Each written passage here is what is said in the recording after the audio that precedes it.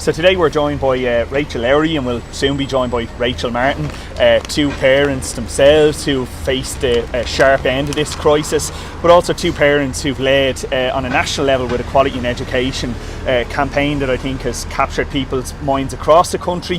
The failings that we've seen, they're not anything new. These are failings that have been baked into the system for a long number of years. But I think today what we're highlighting is how badly the government have failed for this coming September. We're aware of at least 260 children that don't have access to appropriate school places for this September. And this is after the government made promises back in February and March to sanction hundreds of new classes that they called record levels of provision for special education. And still we have children left in uncertainty. Rachel will talk about her own situation in a second and some of the other parents that have been affected, but I think what we've seen on the main is promises with no delivery. So there are a large number of classes in my own area, Dublin West, but also across the country where schools have not yet got the space to provide these new special classes. So government have gone out, they've tried to kind of win the day with good publicity that came around the time of those sanctionings, but in reality parents and children have been left behind. So we're here to say today that this is unacceptable. Ireland is one of the wealthiest countries in the world. We've made this point repeatedly that we can provide, we should be providing access to education, decent quality education for all children in their own local communities, crucially as well. We see thousands of kids every week bussed out at great expense to far-flung locations just to get schooling. On top of that, we see a large number of children on reduced timetables, children in inappropriate places, children being expelled, suspended, excluded from education because schools cannot meet their needs. And I think most worryingly, what we've seen in the last couple of weeks is the NCSE and the department using Section 67 of the Education Act to enlarge the sizes of special classes. So with the numbers of SNAs that have been promised by the government in the last budget, we're very worried that schools will be stretched, those resources won't go far enough, and you'll have a situation where children who had places actually be in a worse situation because they haven't got the same level of support from SNAs. So I hand over to Rachel, who's an SNA as well and sees this on the front lines as well as being a parent. Hi, my name's Rachel Lowry and I'm a nanny to two autistic girls, 10 and 5 years of age. We did this battle 3 years ago for our 10-year-old who secured her place in an autistic classroom just before her 7th birthday. And now we've had to do this battle again now this year for my 5-year-old. Lucy is 5, has done 3 years in preschool, 3 different preschools due to Department of Ed rules. She was in a preschool that was funded by Home Tuition specifically for children with autism and was offered a preschool in a Department of Education early intervention, so her home tuition was effectively cut and we had to move her, we had no choice. After we made the move to this preschool, then we discovered that they could only keep her till she is 5.5. So in this June, my daughter aged out of preschool. We were offered a primary school place for Lucy in March of this year, subject to building works. We have recently found out that these building works will not be completed by September. Therefore, my child has nowhere to go in September. And I just want her to start school like every other junior infant in the country in September and walk her into her class, as every parent should be able to do. As I said, there's over 260 children without appropriate school places at the minute. We see this on the campaign and the needs of children not being met due to inappropriate SNA allocations as well, and not enough SNA has been allocated and not enough put into SNA training to help people on the ground meet the needs of these children.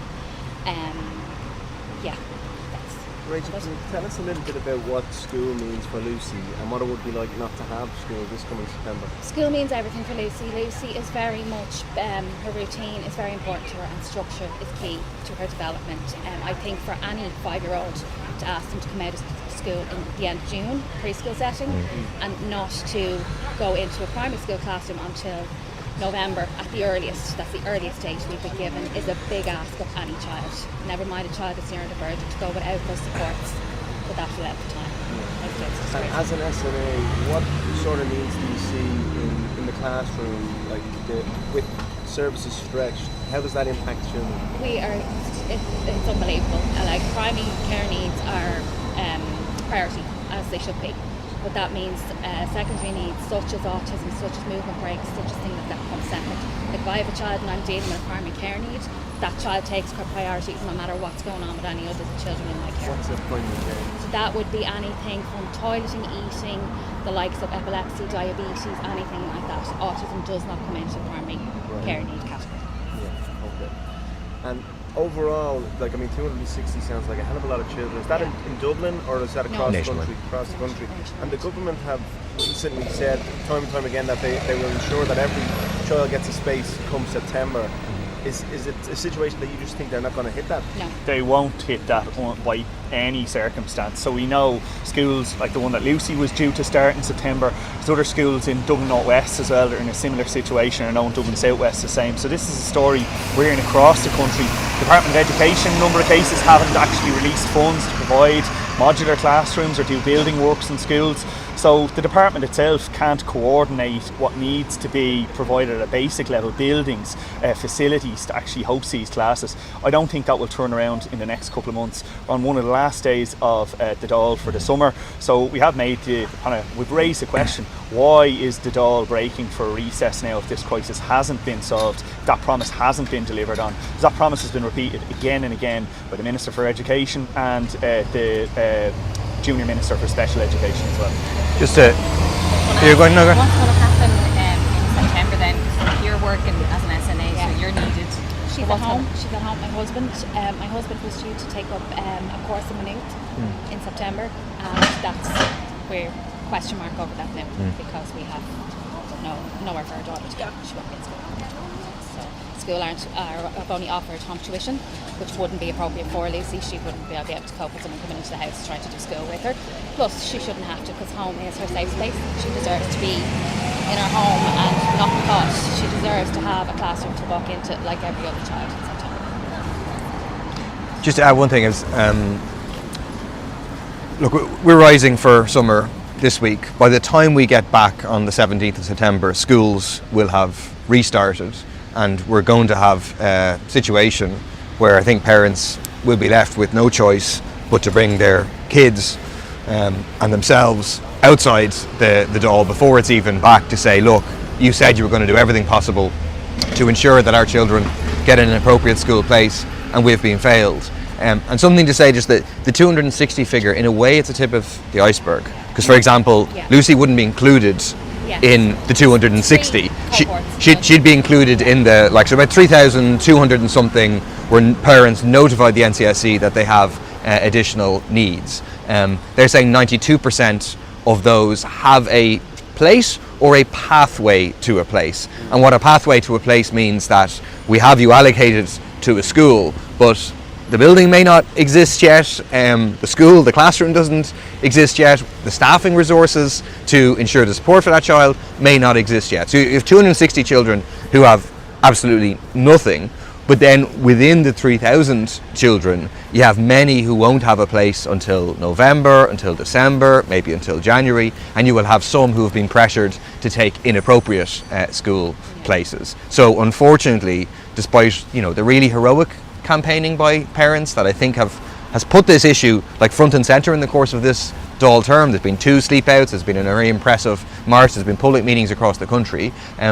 Lots of promises, lots of rhetoric by the government, but fundamentally still failing children with additional needs by failing to have their basic right to an appropriate school place in their local community. If I might just add one last thing, I was talking to Rachel on the way over here today, how she's going to face this crisis again in a number of years. In Dublin North West and in other areas, there's a lot of focus on primary level provision of special education. But this is delaying a crisis again. You can almost see it in 4 or 5 years' time, where we'll have the same rush, parents going through the same anguish again, waiting for places at second level. So we think that the crisis that we're facing now, mostly concentrated at primary level, is as a result of a failure to plan, a failure to properly work through the numbers notified to the NCSE every year, likely demand in primary school as a result. We don't see those plans being worked out at second level either. So we're also raising the alarm for what is coming down the tracks, what we know will face us in the next few years. The government have failed on every front so far, and I think when they can fail on something as basic as providing the right to an education, it's hard to have any confidence in them to provide for any other basic right at all beyond that. Rachel, can I just ask you, you were saying there's 3 cohorts, just to Three talk us cohorts. through. The 3 cohorts of children would be the children in no school places, the children that have been offered school places but the buildings don't exist for them to walk into, and then there's the children that would be at the likes of mainstream that are in appropriate places. They haven't been factored in the majority of this. So there's been a big push on the CNO's behalf this year. I was told by my local CNO, would you put her into mainstream in case a school opens a class? No, that's not good for my child. My child needs an autism class and an autism class year. CNO is they work for the NCSC. They're in charge of kind of allocating the places and signing off on the places. So they're your special educational needs officer. Yeah. Thanks very much. Thanks very much, guys. Thanks, Minna. Thanks very much. Thank you.